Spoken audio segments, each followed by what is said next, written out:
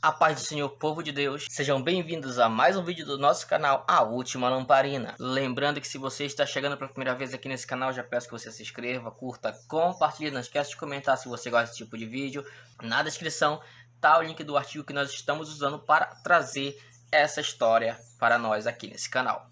Gente, não esquece de se inscrever no nosso canal, não esquece de comentar, curtir, porque nós estamos em uma fase de crescimento e quando você faz isso, você motiva nós a continuar trazendo esse tipo de vídeo para vocês aqui no YouTube. Então, sem mais enrolação, bora pro vídeo.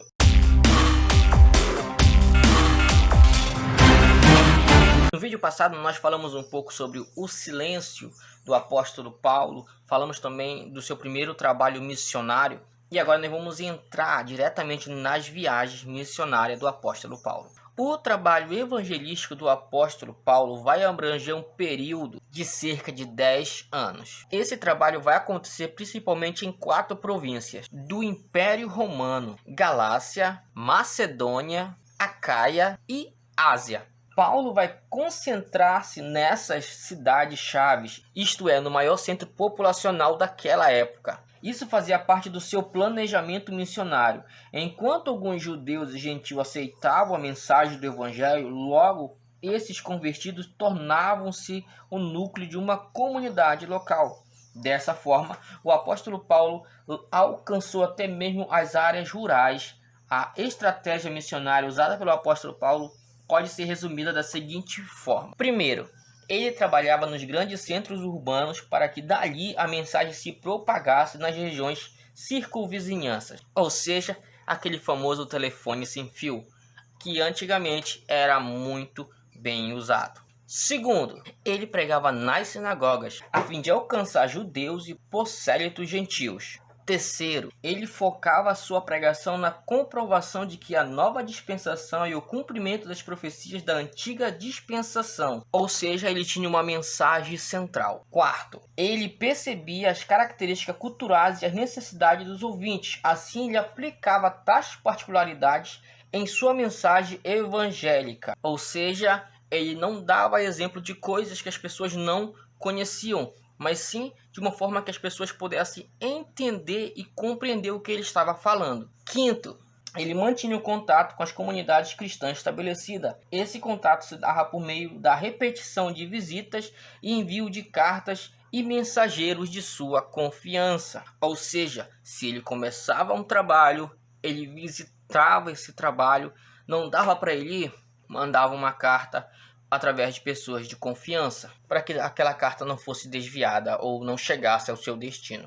Ele estava atento às desigualdades presentes na sociedade de sua época e promovia a unidade entre ricos e pobres, gentios e judeus. Além disso, ele solicitava que as igrejas mais prósperas ajudassem as igrejas que tivessem menos lucros ou mais pobres. Nós vamos ver em Atos capítulo 14, versículo 21 até o versículo 23, que é possível perceber que o método que Paulo usava para estabelecer uma igreja local obedecia a um padrão regular. Primeiramente era feito um trabalho dedicado ao evangelho, com a pregação do evangelho. Depois havia um trabalho de edificação, onde os crentes convertidos eram fortalecidos, encorajados.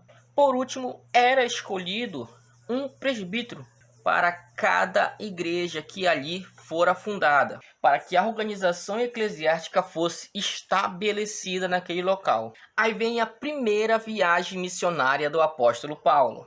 A primeira viagem do apóstolo Paulo ela vai estar registrada em Atos capítulo 13, versículo 1 até o capítulo 14, versículo 28. Não se sabe exatamente quanto tempo durou essa primeira viagem. Sabe-se que apenas ela deve ter ocorrido por volta de 44 a 50 depois de Cristo. O ponto de partida vai ser Antioquia, um lugar que havia se tornado um tipo de centro do cristianismo entre os gentios. Basicamente, a primeira viagem vai ser concentrada na ilha de Chipre e na parte sudeste da província romana da Galácia.